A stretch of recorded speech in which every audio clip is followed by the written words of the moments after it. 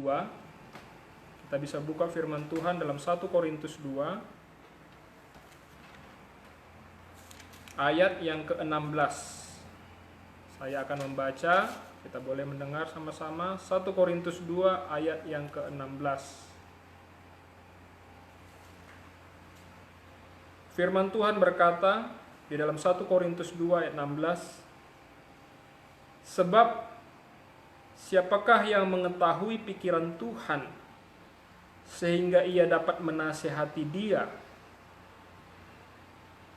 Tetapi kami memiliki pikiran Kristus.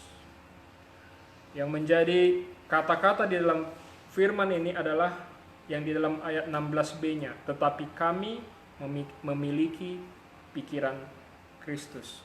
Mari sama-sama kita katakan, tetapi kami memiliki pikiran Kristus. Tetapi kami memiliki pikiran Kristus. Pada hari Minggu ini yang mau kita bagi dalam firman Tuhan adalah mengenai sudut pandang. Kemarin saya melihat di dalam Facebook itu ada semacam video lucu-lucu gitu. Ada 3 orang ibu, ya. 2 orang ibu ini bersengketa, mereka melihat ada satu tulisan di depannya. Ya. Ibu yang satu melihat sebenarnya bukan tulisan tapi inisial, huruf atau angka gitu ya. Yang ibu satu melihat angka M. Oh, ini angka M ini. Yang ibu satu lagi melihat angka W. Ya. Ternyata tulisannya seperti M gitu, tapi yang satu melihat dari sini dia angka M. Yang satu lihat dari sebelahnya dia lihatnya angka atau huruf W. Wah, mereka bersengketa. Ini M ini. Yang satu ibu lagi sana bilang ini W. Lalu mereka keluarkan uangnya Rp10.000 masing-masing. Mereka mau taruhan. Yang mana yang benar? Sebenarnya ini angka M atau angka W. Lalu dipanggilnya lah seorang ibu lain yang baru lewat. Dia tanya sama ibu ini benar nggak? Saya benar, menurut saya ini angka M. Kami taruhan nih. Yang satu lagi lihat, oh ini angka W. Ternyata ibu yang satu lagi ini melihat dari tempat yang berbeda. Oh, dia ambil uang 10.000 si ibu A sama si ibu B. Kalian dua-duanya salah. Ini angka 3. Ya kan? Rupanya mereka melihat sebuah angka seperti 3 atau M ini dari sudut pandang yang berbeda.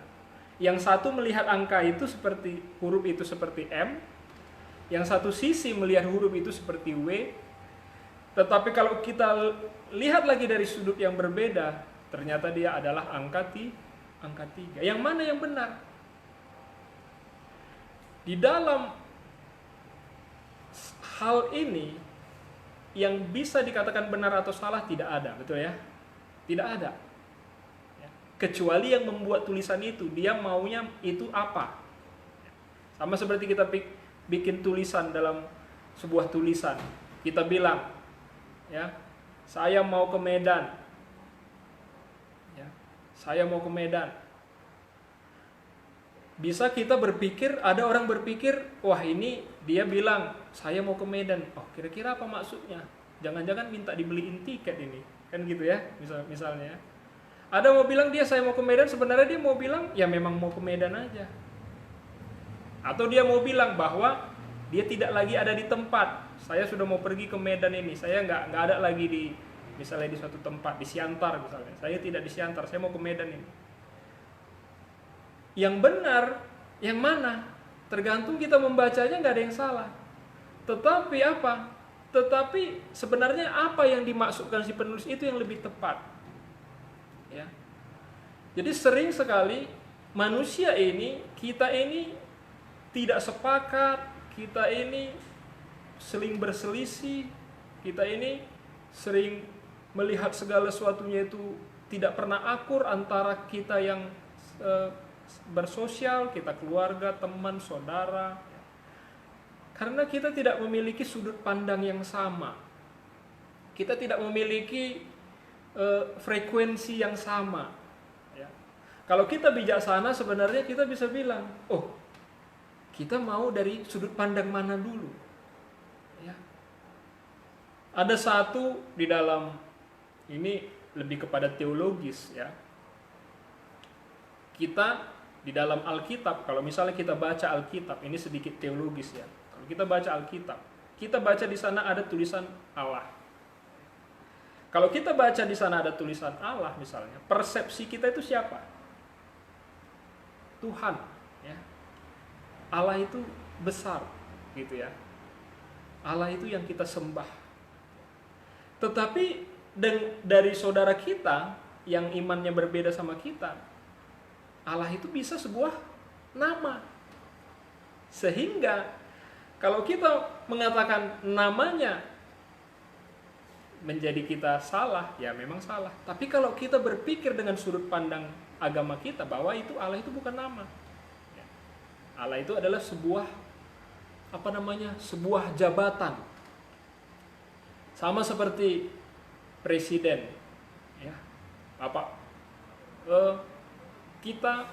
Ibu presiden meresmikan sebuah gedung. Ada sebuah tulisan ibu presiden.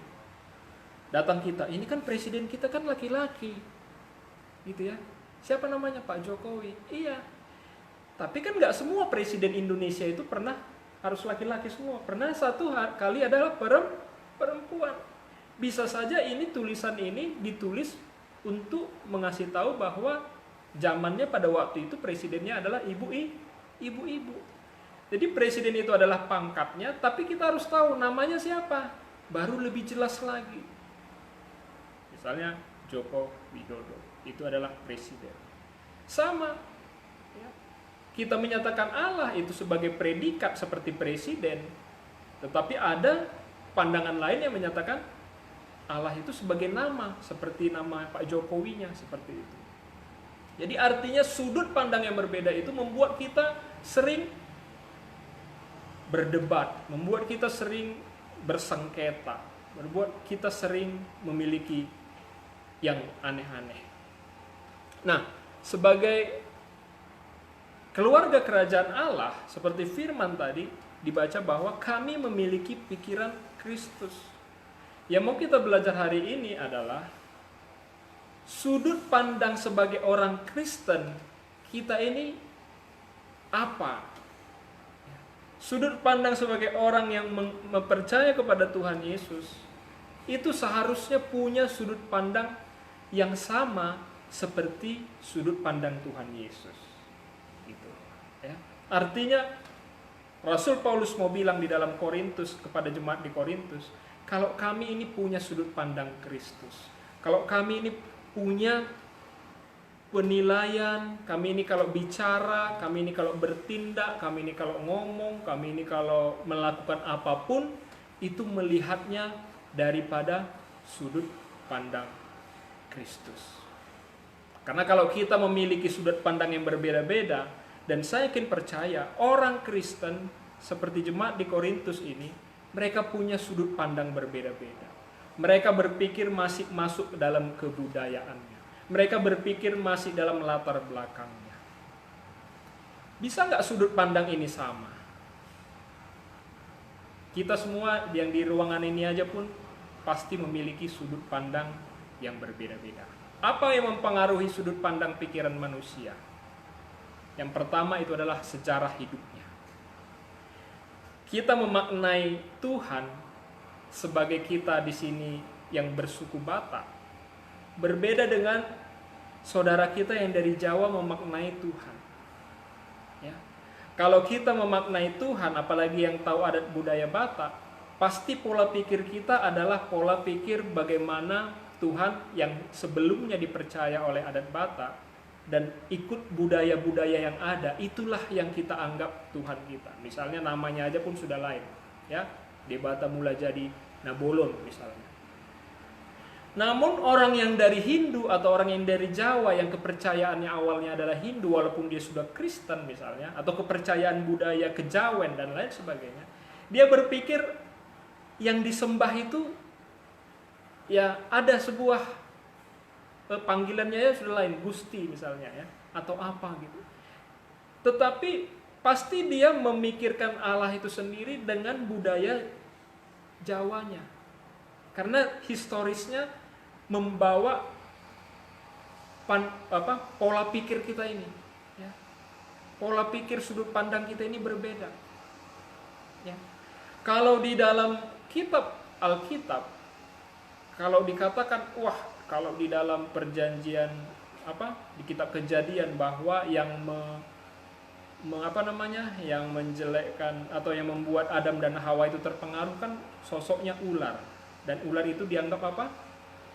Iblis, betul ya? Kalau kita pergi mungkin ke Tomohon atau ke Cina, ular itu makanan, gitu ya. Jadi bukan suatu hal yang jelek, bisa untuk dimakan, wah itu enak itu, gitu ya kan? Karena apa? Pola pandangnya, pola pikirnya berbeda.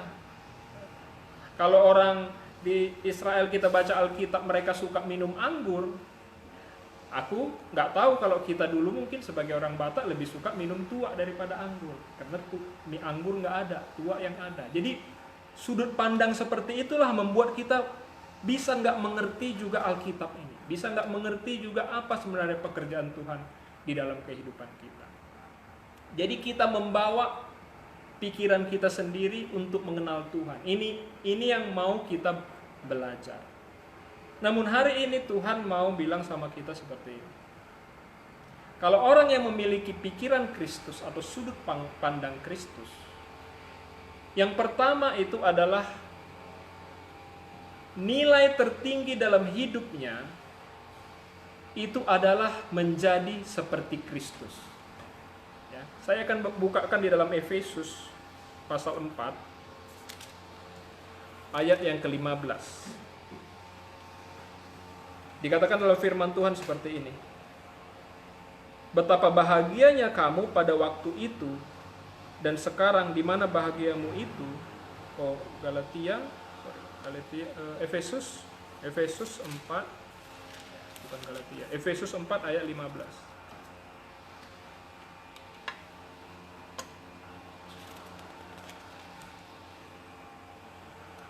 Tetapi dengan teguh berpegang kepada kebenaran di dalam kasih, kita bertumbuh di dalam segala hal ke arah Dia, Kristus yang adalah kepala. Orang yang memiliki pikiran Kristus atau sudut pandang Kristus, nilai yang tertinggi dalam hidupnya adalah menjadi seperti Yesus. Jadi patokan tinggi hidupnya itu adalah seperti Yesus. Kalau kita mungkin di dalam, saya kurang tahu sebenarnya pemahaman suku dan budaya kita, tetapi ada sebuah lagu yang dikatakan bahwa yang dicari orang Batak itu apa? Hamoraon, Hagabeon, dan Hasangapon, betul ya? Kalau ini menjadi pola, artinya yang menjadi nilai tertinggi oleh orang Batak, berarti belum satu pandang dengan pikiran Kristus. Kalau pikiran Kristus yang menjadi nilai tertinggi adalah apa? Hidup seperti Kristus. Kalau kita bandingkan Tuhan Yesus sama Hamoraon, Hagabeon, Hasangapon, Tuhan Yesus itu bukan orang kaya. Dia nggak naik mobil Pajero kemana-mana waktu pelayanan. Dia jalan kaki. Bahkan dia tidak pernah ada rumah. Dikatakan dalam firman Tuhan, dia tidur di atas batu. Bahkan dia bajunya pun itu-itu aja, pas-pasan. Artinya apa? Sebuah Hamoraon itu bukan menjadi nilai yang tertinggi menurut kerajaan Allah. Tapi kalau kita, itu menjadi sebuah pandangan umum bahwa itu adalah tanda-tanda orang yang berhasil. Hagabeon. Begitu juga, ya. Hagabeon ini mungkin mengenai adanya keturunan, adanya semuanya ideal hidupnya. Ya. Akhirnya apa? Kalau Tuhan tidak punya keluarga, bahkan tidak sempat menikah, bahkan dia tidak bikin. Kalau saya Tuhan Yesus, wah saya bikin keluarga saya yang paling bagus, meninggalkan anak yang paling keren, karena saya adalah Tuhan. Nanti saya naik ke surga, saya punya anak saya itu wah pokoknya jadi pemimpin dunia. Mereka jadi pendeta paling hebat di dunia. Ternyata Tuhan tidak. Tapi kalau pola pikir kita, ada keluarga-keluarga gak punya anak dalam keluarganya, dia tinggalkan istrinya, dia ambil lagi keluarga baru supaya memiliki keturunan. Karena pikiran yang tertinggi dari orang kita atau orang yang ada di dalam budaya kita adalah Hagabeon tadi. Betul ya? Begitu juga Hasanapon. Wah, Sangap itu dihormati, dipuji, terkenal, pokoknya harus hebat lah. Tuhan Yesus disalib. Tuhan Yesus itu diludahi. Tuhan Yesus itu mati. Ya, masuk kuburan. Sebagai Tuhan, seharusnya dia tidak perlu mendapatkan itu.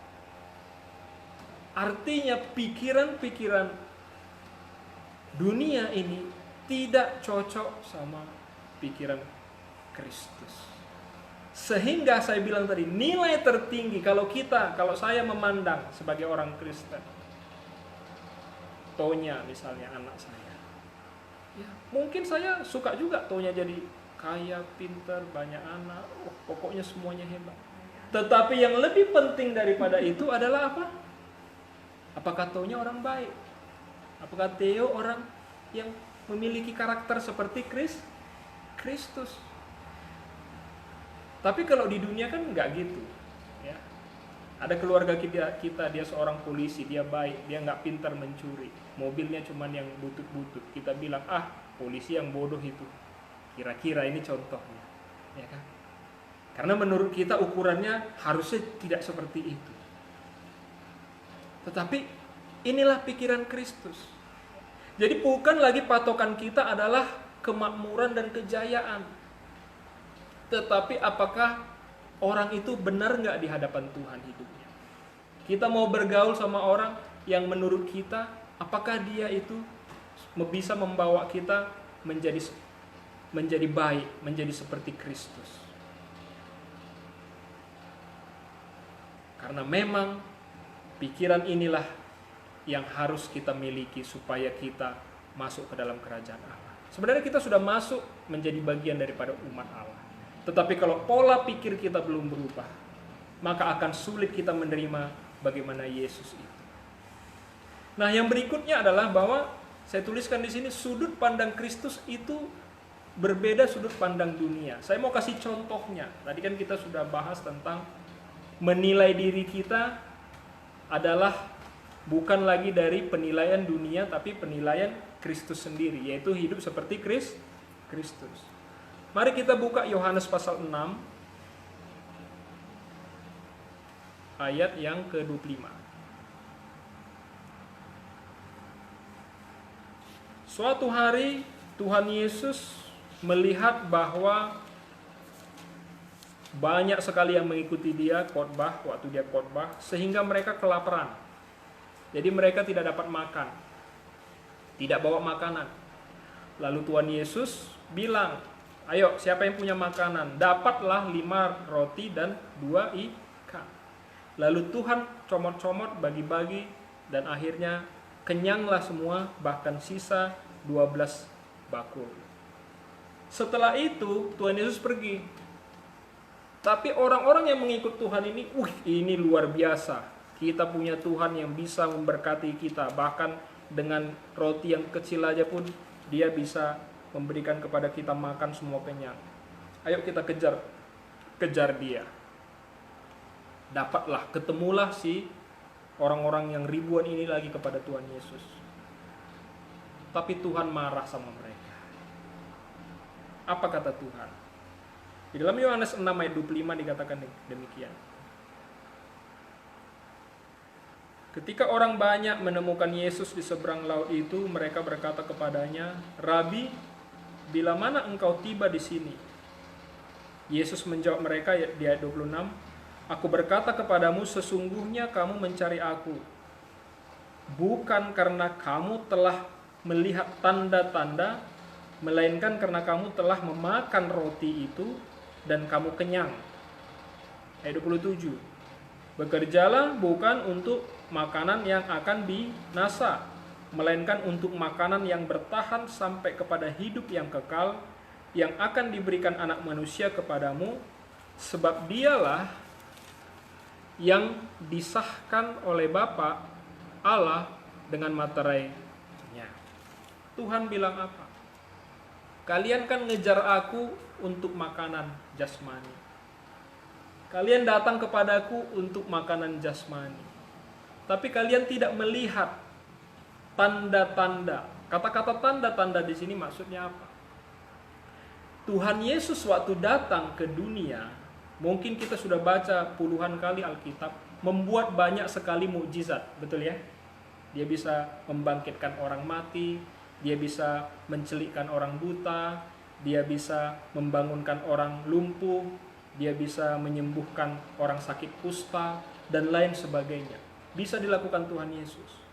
Tapi Tuhan mau memberikan mukjizat itu bukan supaya umatnya selalu hidup di dalam mukjizat. Supaya umatnya itu selalu kalau ada perlu apa-apa, pokoknya ada Tuhan minta dan lain sebagainya. Tuhan di sana membuat sebuah tanda-tanda yang menyatakan bahwa dia adalah anak Allah. Tuhan Yesus berjalan di atas air. Ya.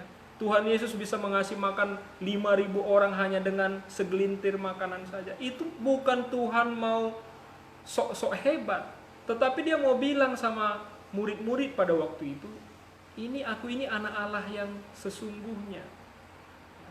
Aku bukan nabi biasa, aku bukan guru biasa, aku bukan dokter biasa, tapi aku ini sebenarnya yang bisa membawa mujizat kemana-mana.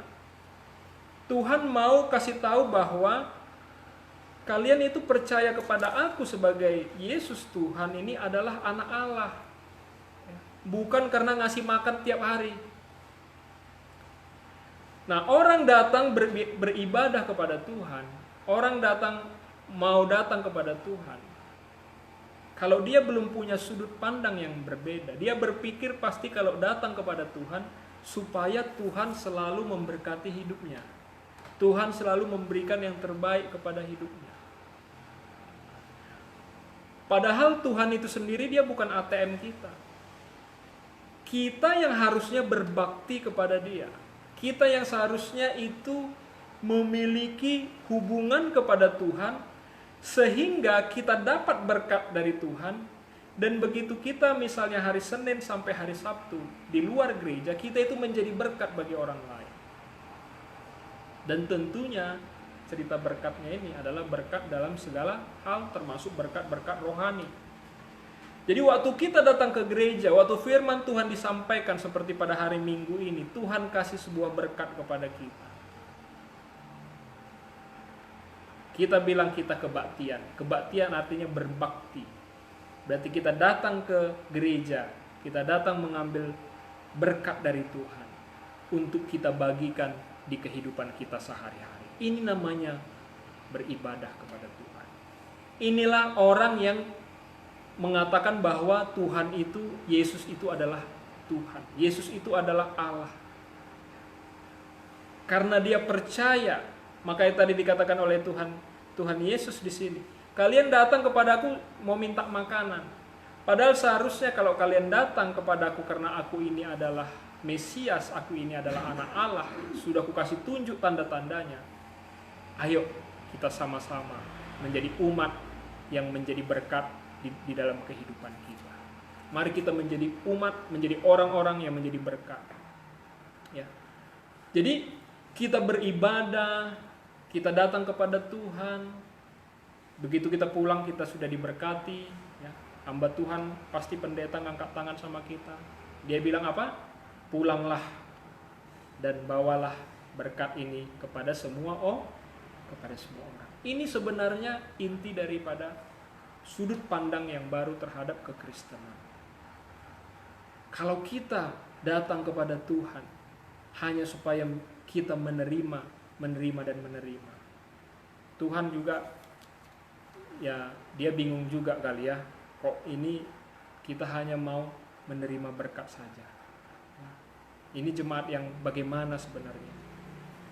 Waktu itu Tuhan marahlah kepada yang 5.000 orang ini. Bahkan dia bilang bahwa kalian harus bekerja bukan kepada yang binasa, tetapi kepada yang tidak binasa. Setelah Tuhan Yesus ngomel, yang 5.000 orang ini lari semua. Mereka tidak lagi mengikuti Tuhan. Ternyata apa? Motivasi mereka mencari Tuhan adalah supaya mereka menerima berkat dari Tuhan. Jalan dan rancangan Tuhan berbeda dengan jalan dan rancangan manusia. Makanya kita sulit memahami kalau kita percaya Yesus atau kekristenan dari sudut pandang diri kita sendiri. Kita masih pakai pola kita masih pakai pikiran kita. Tuhan mau bilang hari ini sama kita, ayo mulai kita belajar memakai pola pikir Tuhan Yesus. Dan yang berikutnya lagi, sudut pandang Kristus itu beda sama dunia. Yang berbeda lagi satu lagi apa? Tuhan Yesus bilang gini, engkau selamat maka engkau menjadi baik. Bukan engkau menjadi baik baru engkau bisa selamat. Kalau agama-agama lain, kalau orang mencari Tuhan di tempat yang lain, mereka pasti berbuat soleh, tidak melakukan kejahatan, tidak melakukan ini, supaya Tuhan senang, lalu nanti diterima di dalam kerajaan surga. Tetapi sudut pandang kekristenan itu berbeda. Sudut pandang kekristenan itu adalah diselamatkan dulu orang, diampuni dulu dosanya, barulah dia bisa jadi orang baik. Pertanyaannya, apakah orang berdosa bisa berbuat baik? Tidak pernah bisa. Orang yang bisa berbuat baik adalah kalau dosanya sudah diampuni. Kalau misalnya kita secara dunia punya utang lah misalnya, apakah bisa selesai? Belum, harus dibayar dulu. Tapi setelah dibayar dulu, barulah dianggap dia tidak punya utang lagi.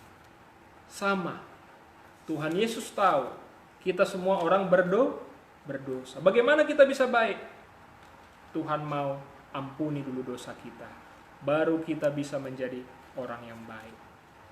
Di 1 Yohanes 4 ayat 9 sampai 10 saya bacakan. 1 Yohanes 4 ayat 9 sampai 10. Dalam hal inilah kasih Allah dinyatakan di tengah-tengah kita, yaitu bahwa Allah telah mengutus anaknya yang tunggal ke dalam dunia, supaya kita hidup olehnya. Inilah kasih itu, bukan kita yang telah mengasihi Allah, saya tambahi terlebih dahulu, tetapi Allah lah yang mengasihi kita dan yang telah mengutus anaknya sebagai pendamaian bagi dosa-dosa. Kalau kita berpikir orang Kristen harus baik dulu baru bisa ibadah, orang Kristen harus baik dulu baru bisa terima firman Tuhan, itu salah. Banyak orang kan gitu, nantilah aku jadi sintua, tunggu aku baik dulu. Enggak ada.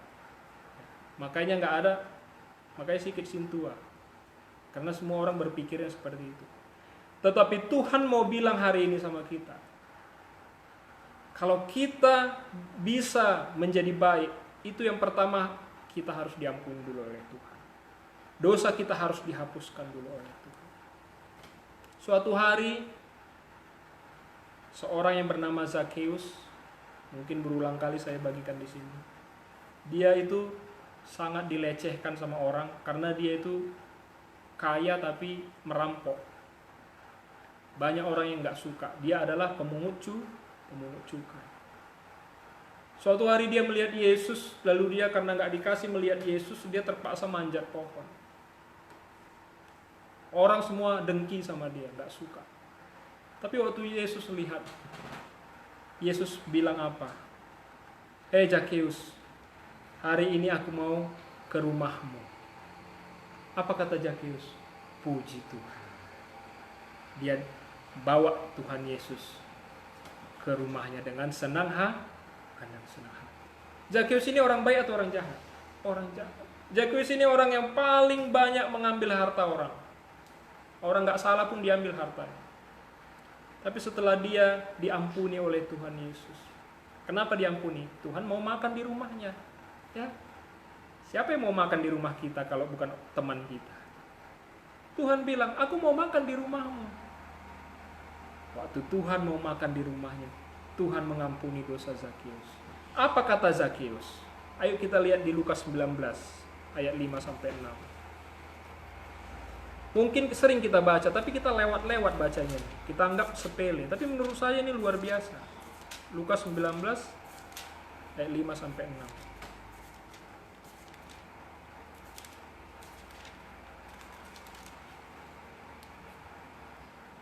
Katakan dalam firman Tuhan.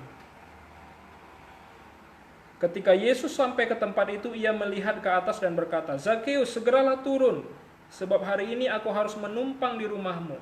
Mau menumpang Tuhan. Lalu Zakeus segera turun dan menerima Yesus dengan sukacita. Bayangkan, dia mau menerima Yesus dengan sukacita. Setelah Zakeus diselamatkan, dia jadi orang baik. Di ayat 8 dikatakan apa? Di ayat 7 dulu saya bacakan. Tetapi semua orang yang melihat itu bersungut-sungut. Kenapa mereka bersungut-sungut lihat Zakeus? Karena Zakeus ini orang jahat. Kok maulah Tuhan yang baik ini kepada orang jahat? Dan berkata, ia menumpang di rumah orang berdosa. Bayangkan, ya. Inilah dosa si Zakeus sampai dikatakan bahwa dia orang berdosa. Kita berani nggak bilang sama teman kita orang berdosa? Nggak berani, ya? Di ayat 8. Tetapi Zakeus berdiri dan berkata kepada Yesus, kepada Tuhan, Tuhan, setengah dari milikku akan kuberikan kepada orang miskin. Dan sekiranya ada sesuatu yang kuperas dari orang, akan kukembalikan. Pertanyaan saya, kenapa Yesus mau datang ke rumah si Zakeus? Karena pola pikir Yesus, kalau orang sudah diselamatkan, barulah dia jadi orang baik. Kita berbuih-buih pun kita ngomong sama orang, kau bertobatlah, kamu ini, kamu salah, kamu ini, kamu ini, kamu ini. Kalau dia belum diselamatkan Tuhan Yesus, dia pasti masih orangnya sama-sama aja. Pasti masih jubulnya sama-sama jubul. Tapi orang yang berjumpa dengan Tuhan Yesus, Zakeus berjumpa dengan Tuhan Yesus, dia menjadi berubah. Karena apa? Karena dia sudah diselamatkan, maka dia menjadi orang baik. Suatu hari juga, saya tambahin lagi satu kisah lagi. Ada seorang yang sudah puluhan tahun dihinggapi sama yang namanya Legion. Legion ini adalah iblis. Dia jadi telanjang, dia jadi liar, dan akhirnya dia tinggallah di kuburan. Suatu hari Yesus lewat. Dilihatnya lah si orang yang kerasukan setan ini. Datanglah si orang kerasukan setan ini. Dia datang kepada Yesus. Kau ngapain kesini? Kan belum waktunya. Si iblis tahu ada waktunya nanti dia dimusnahkan. Tapi kok cepat kali lah datang si Yesus ini. Yesus diam aja. Baru dia bilang gitu. Kalau engkau mau, pindahkanlah kami ke babi-babi itu, biar kami bisa lari daripada hadapan. Akhirnya pergilah mereka ke babi itu. Ribuan babi itu yang ada kerasukan setan itu lari masuk ke jurang, ke sungai. Akhirnya paniklah satu kampung karena babinya habis. Diusirlah Tuhan Yesus, ya kan? Yang dasar orang berbuat baik diusir, ya. Tapi apa yang terjadi kepada orang yang sudah keluar iblis daripada dirinya? Di ayat 39 Lukas pasal 8 saya bacakan. Lukas pasal 8 ayat 39.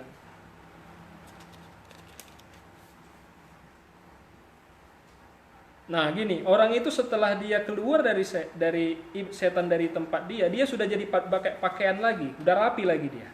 Ya, memang orang yang setannya udah keluar dia udah jadi rapi, udah jadi baik. Lalu dia, nah dia 38, Lukas 8. Dan orang yang telah ditinggalkan setan itu meminta supaya ia diperkenankan menyertainya, maksudnya menyertai Tuhan Yesus. Tetapi Yesus menyuruh dia pergi, katanya. Lihat ini. Pulanglah ke rumahmu, kata Tuhan sama orang yang baru keluar dari setannya keluar itu, dan ceritakanlah segala sesuatu yang telah diperbuat Allah atasmu. Orang itu pun pergi mengelilingi seluruh kota dan memberitahukan segala apa yang telah diperbuat Yesus atas dirinya. Jadi pergilah dia, setelah dia keluar iblis itu, pergilah dia ke kotanya balik. Dia keliling-keliling rumahnya, dia memberitakan Injil. Bayangkan yang tadinya di kuburan tinggal, yang tadinya liar hidupnya, yang tadinya makanannya mungkin cacing atau entah apalah itu, begitu setan keluar daripada dirinya, dia sembuh dan dia menjadi pemberita Injil. Jadi pendeta dia. Jadi sintua dia. Jadi orang yang melayani Tuhan dia. Kenapa? Karena setelah dia diselamatkan, maka dia bisa berbuat baik. Artinya, kita pun kalau mau saudara kita menjadi baik, kasih dia berkat. Kasih dia firman Tuhan. Doakan dia. Jumpakan dia kepada Tuhan Yesus. Nggak tahu juga kita caranya bagaimana berbuih-buih bisa. Saya nggak pernah karena dengar khotbah makanya saya menjadi bertobat. Tapi karena Tuhan Yesus datang dalam hidup saya, makanya saya mau melayani Tuhan hari ini. Untuk itu, mulai hari ini permintaan Tuhan kepada kita, mari kita menilai kehidupan kita dari sudut pandang Kristus. Yaitu apa? Yang pertama, kalau kita menilai seseorang, lihat kualitas orang itu. Lihat integritasnya, jangan lihat hartanya. Lihat apakah hidupnya bersih. Lihat perkataannya apakah jujur. Lihat apakah sikapnya mengasihi sesama. Ini yang maunya kita hormati, orang-orang seperti ini. Jangan lagi kita menilai orang daripada apa yang dia miliki. Yang kedua, kalau kita berbakti kepada Allah, bukan kepada gereja, bukan di gereja. Berbakti kepada Allah itu di segala kehidupan. Ya. Seperti Matius 5:16 katakan, engkau adalah terang. Terang itu harus ada di seluruh, di mana-mana. Jangan di bawah tilam terang itu katanya, tapi harus ada di mana-mana. Kalau kita mau berbakti kepada Allah, maka kita harus menjadi berkat di segala kehidupan. Dan yang ketiga, jangan harapkan orang baik kepada kita kalau kita jahat kepada dia. Ya. Kalau kita mau orang baik sama kita, yang pertama harus kita baikkan dulu kita. Kayak mana tadi si Zakeus, begitu Tuhan Yesus mau datang ke rumahnya, langsung si Zakeusnya berubah. Mari kita tunjukkan penyataan kasih Allah kepada siapapun mulai hari ini sampai selamanya. Demikian firman Tuhan, mari kita berdoa. Terpujilah namamu Tuhan atas kasih-Mu. Hari ini kami belajar sudut pandang Kristus yang mungkin kami tidak sadar, tetapi kami baru belajar Tuhan. Biarlah Roh Kudus-Mu yang memungkinkan kami untuk kami mengerti segala firman yang Tuhan sampaikan pada hari ini. Kalau selama ini kami menilai kehidupan kami dari sisi duniawi Tuhan, ternyata Engkau memiliki sudut pandang tersendiri. Biarlah mulai hari ini kami belajar menilai segala sesuatunya dari sudut pandang Tuhan. Terima kasih Tuhan atas firman-Mu. Kami akan melanjutkan ibadah kami di dalam nama Tuhan Yesus Kristus. Amin. Ya, mari kita